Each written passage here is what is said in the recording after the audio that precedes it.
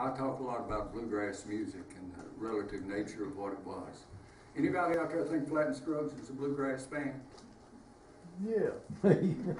How about Reno and Smiley, or the Stanley Brothers? Yeah. Well, how come they never billed themselves as such? They always called themselves country music.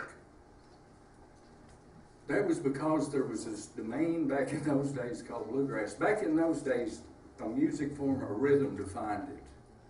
It didn't matter whether it was Bob Marley's music and or what it was, or whether it was the bossa nova that plays under the Girl from Ipanema, or whatever it was. A rhythm form would define the musical form itself. And Monroe was about the rhythm playingest character I ever played with in my life, and his rhythm played at a pace that none of the other acoustic string band music, especially the 40s and 50s and 60s, had. It was more like the choppy tempos and arrangements of the Chicago jazz bands during the late 20s and early 30s when he was in that part of the country. But I started talking about some of this stuff around. Actually, I did about a 5 or 6 hour video for Radford University last year of talking the origin and development of bluegrass music as a pure creative art form. And I differentiated from what we're hearing out here in this day and time, because in this day and time it tends to be more of a communication skill. It's the way guys in Bean Blossom, Indiana get together out from under a tree, and you got one from California and one from Michigan and one from Florida and one from New York and everything. And it's the way they have fellowship. And it's mostly a communication and a social medium like that at this point. You know, you don't hear the Blue Moons of Kentucky being written anymore. Or the instrumentals. Those 50s instrumentals was what I zeroed in on that Joanne picked up on.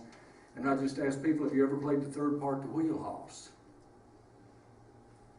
Because there's a third part on the record that Hubert Davis plays. It goes like...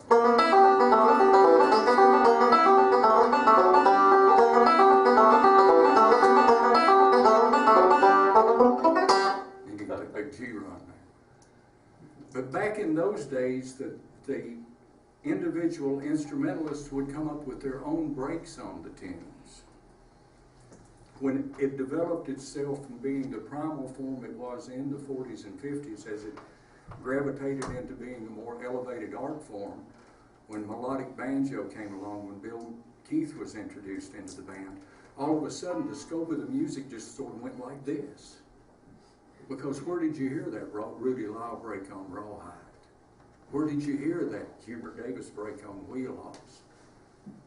Where it was, the break itself was unique to the instrument that it was being played on. And I say the scope of the music went like this because all of a sudden the banjo's playing what the fiddle's playing, what the mandolin taught him, and then it allows the mandolin to improvise on the thing beyond that. But most of the banjo players from '63 this way were struggling to play exactly the same thing that the fiddle was on that stuff. So in essence, the music changed a lot back there. But really an interesting thing. Buckminster Fuller years ago coined this term called synergetics, or synergy. And basically what it said was the end result is greater than the sum of the parts. In 1944, if you'd have walked around and had up here and had Earl Scruggs playing over in this corner and Bill Monroe back in that next room and Lester Flatt playing out here in Bobby Patterson's place, you listen to them individually, there would have been no way you could have predicted the sound that they made as a unit. It was almost like 2 and 2 equals 5 right there. The sound was greater than the sum of the parts. It was interesting stuff.